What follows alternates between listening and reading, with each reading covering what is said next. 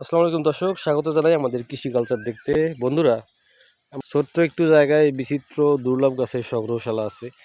এইসব গাছগাছালিতে পানি দিতে হয়, যত্ন নিতে হয়। আর আমি আসি 21 দিন 15 দিন পর পর এসে গাছকে পানি দিই। তো এই পুকুরটা আমার, এই পুকুরটা থেকে মাটি তুলে এই বাগানটার জন্য উঁচু করেছি মাটি। আর এই পুকুর থেকে পানি তুলে আমি গাছের গোড়ায় দিই। এই জন্য আমি একটা জগ পাম্প ব্যবহার করি, 200 ওয়াটের ডিসি জগ পাম্প, যেটা যেটা সাবমার্সিবল মাড পাম্প নামে পরিচিত। আর এই পাম্পকে শক্তি যোগায় তার 15 কেজি ওজনের 30 অ্যাম্পিয়ারের ডিসি ব্যাটারি। এটা আসল ব্যাটারি কি নকল ব্যাটারি আমি জানি না। আর এটা পুরো কাজটা সমন্বয় করার জন্য, কন্ট্রোল করার জন্য আমি 20 অ্যাম্পিয়ারের একটা চার্জ কন্ট্রোলার ব্যবহার করি। পাম্প সেট আপ করছি 2-3 মিনিট হলো। আপনাদের সাথে শেয়ার করার জন্য আমি পুরো প্রক্রিয়াটা দেখাচ্ছি। খুব সহজ প্রক্রিয়া। কন্ট্রোলারের আউটপুট চাপ দিলেই পাম্প চালু হয়ে যাবে। বিসমিল্লাহির রহমানির রহিম। এখন পাম্প চালু হয়ে গেছে। এখন পানি দেখি উঠতেছে কিনা। তো পাচ্ছি ইতিমধ্যে পানি উঠতেছে নিশ্চয়ই। হ্যাঁ, এই তো আলহামদুলিল্লাহ সুন্দর পানি উঠতেছে। যে পানি উঠতেছে, প্রথমে আগে পা ধুয়ে নেই। পাশের পুকুরে সেচ দিয়েছিলাম, তো কাদা লাগছে। প্রথমে আগে পানি দিয়ে নিজের প্রয়োজন মিটাই, তারপর গাছগাছালির গোড়ায় পানি দিব। আলহামদুলিল্লাহ ভালোই, 1 ইঞ্চি পাইপ ভরে ভরে পানি ওঠে। খুব সুন্দর পানি, কাজই করা যায়। পানিটা গোসলও করা সম্ভব। গোসলটা ভর্তি করে ফেলবো এখানে পানি দিয়ে, তাহলে পুকুরে নামতে হবে না। ও মাই গড, পানির তো ভালো ফোর্স দেখি। যাই হোক, নিজের কাজটা হয়ে গেল। এবার গাছগাছালি দেখুন, পানির ধারা দেখুন বা ফোর্স দেখুন, কি সুন্দর পানির ফোর্স।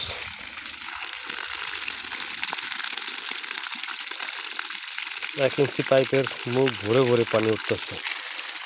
চমৎকার পানির স্পিড, একদম দারুণ। এটা একটা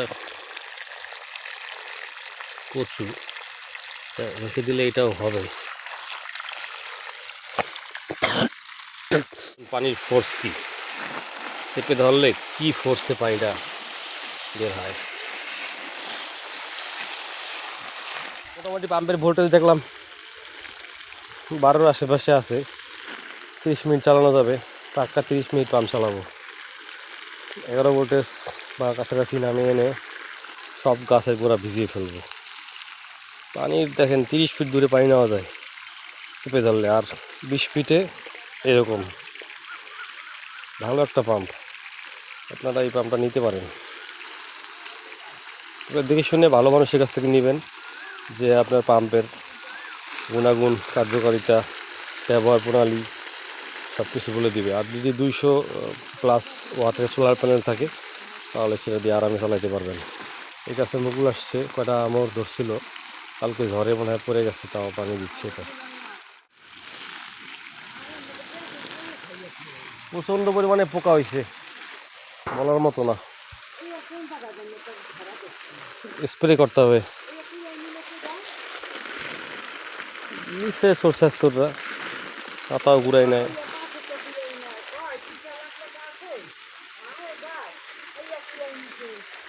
আম্মা আসছে গাছ দেখতে, সারাদিন।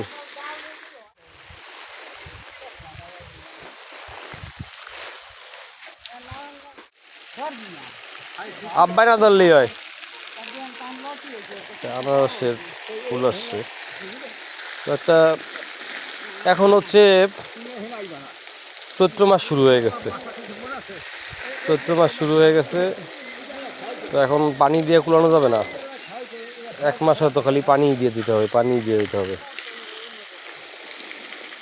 তো আমার মোটরটা পাই আমার জন্য খুব সুবিধা হয়েছে, ইচ্ছা মতো পানি দিতে পারি। কিন্তু এই পাইপ, মোটর, ব্যাটারি এগুলো আনা অনেক কষ্ট বাড়ি থেকে। যেহেতু আমার এখানে কোনো ঘর নাই, যেটা ঘর বানাইতে পারতাম তাহলে এখানে রাখতে পারতাম, কিন্তু সেটা একটা নিরাপত্তার প্রশ্ন। কারণ এখানে একটা ঘর রাখলে এই ঘর চুরি চামাটি সব করে ফেলবে চোরেরা। আশেপাশে প্রতিবেশীরা হচ্ছে চোর শাস্ত্র।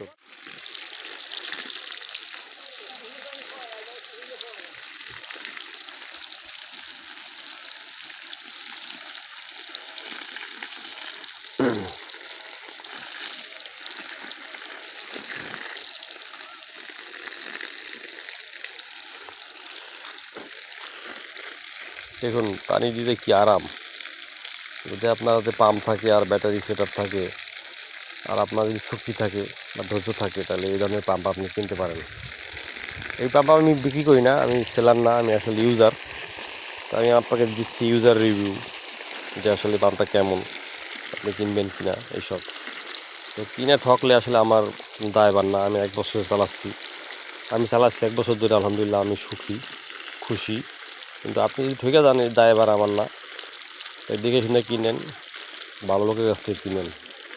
যেটা পাম্প চালাচ্ছি, আজকে সবচেয়ে বেশি পাম্প চালাবো। তো 11 ভোল্টেজ পর্যন্ত চালাবো আর তার চেক করবো যে তার একদম গরম হয়ে গেছে কিনা। তো এই চেক দিতে আসছি পুকুর পাড়ে। 11.4, আরও 4 ভোল্ট নামানো যাবে। তারের কি অবস্থা দেখি। তার তো পুরো গরম হয়ে গেছে, তার পানিতে ভিজিয়ে রাখি ঠান্ডা করি। ব্যাটারি গরম হয়েছে, ব্যাটারি কন্ট্রোলারও বিশাল গরম হয়েছে। মাটিতে রাখি যাতে হিট সিঙ্কের কাজ করে। দেখাচ্ছে ব্যাটারি 2 দাগ আছে, 42°C তাপমাত্রা হয়েছে, এটার ভালো তাপ হয়েছে। যাই হোক, চালাই কিছুক্ষণ আর।